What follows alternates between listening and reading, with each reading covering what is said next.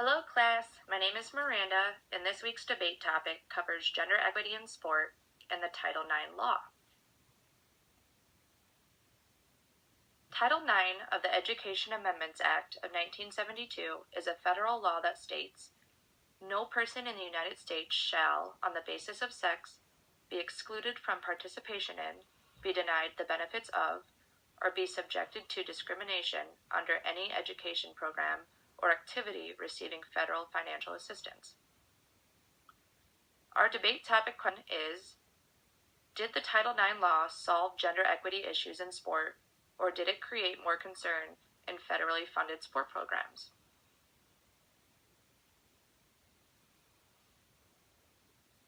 My argument for the debate is that the Title IX law benefits gender equity in federally funded sport programs. My first key point describes reasons why Title IX benefits both women and men. My second key point describes the benefits of Title IX in both youth and intercollegiate sport levels. And my third key point describes how the Title IX law and gender equity are not only beneficial in the sports world, but in society too. For my first key point, describing how Title IX benefits both women and men, I'll begin with talking about stereotypes and gender limitations. Previous to Title IX, acts were stereotyped and limited to certain genders, but the creation of this law helped expose and refute these stereotypes and assumptions underlying the categorical sorting of men and women by gender, leaving in place gender-neutral structures and institutions. Many educational institutions use proportionality in terms of participation rates in athletic programs when awarding financial assistance and athletic scholarships to individual athletes in order to create fairness and achieve gender equity.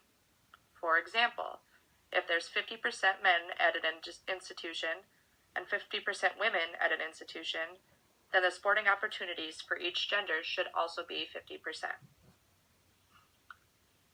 Male and female athletes, in proportion to their participation in athletic programs, are also provided equivalently advanced competitive opportunities. Before Title IX came about, women's sports were recreational, intramural, and considered non-competitive.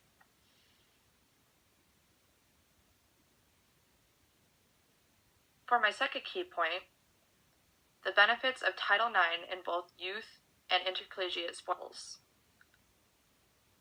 Before Title IX's inception, only 1 in 27 girls played varsity sports. Today, that figure is 1 in 2.5. There are now a total of 2.8 million girls playing high school sports, with the hopes of obtaining a scholarship in a university. Before Title IX, there were only 32,000 women competing at the intercollegiate level. Now there are over 150,000 competing women.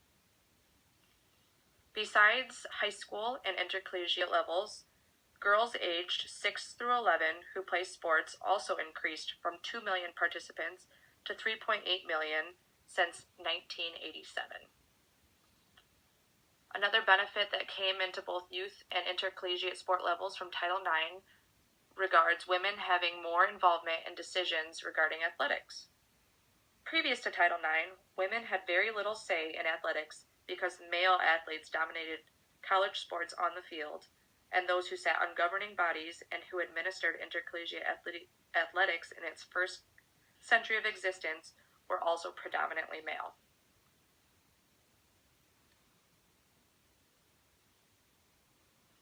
Here's a chart that shows the total number of teams added from Division I, Division II, and Division III sports teams overall. This chart makes it very clear that although more women's teams than men's have been added every year, there are still many men's teams being added to compensate the programs that have been dropped.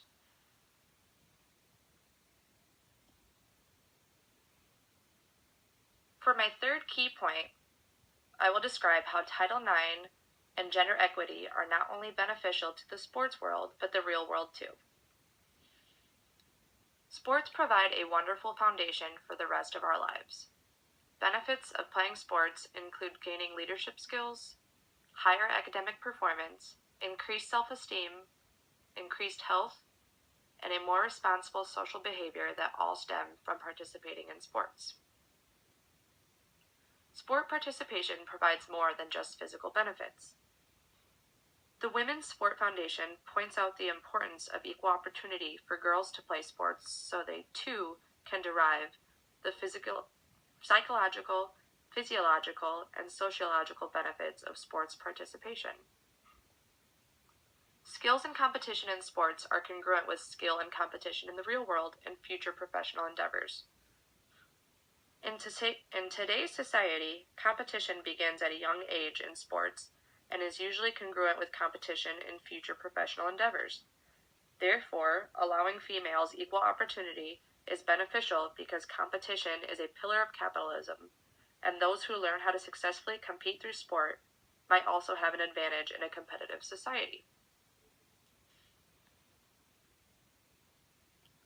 Although there are many facts to prove that the Title IX benefits both men and women and gender equity in federally funded sport programs, there are still arguments against the Title IX law.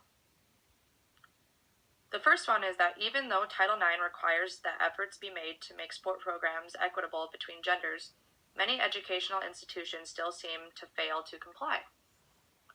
Another issue is that Title IX affects opportunities for males in athletics, claiming that male sports are dropped due to women's sports being added. They have to share field time, practice time now with women's sports, which causes arguments amongst men's sports. And then a third point is the financial burden that comes with implementing Title IX.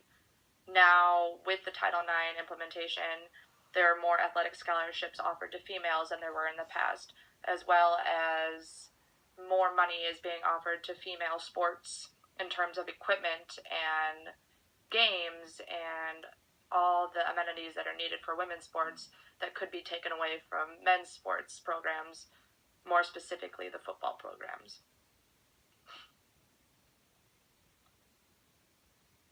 Okay, now a couple questions I have regarding my side of the debate. Question 1. Do you think it is more important to implement Title IX policies in youth sports or intercollegiate athletics? Why or why not?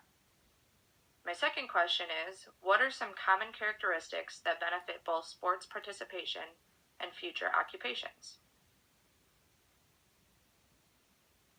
And here are my references.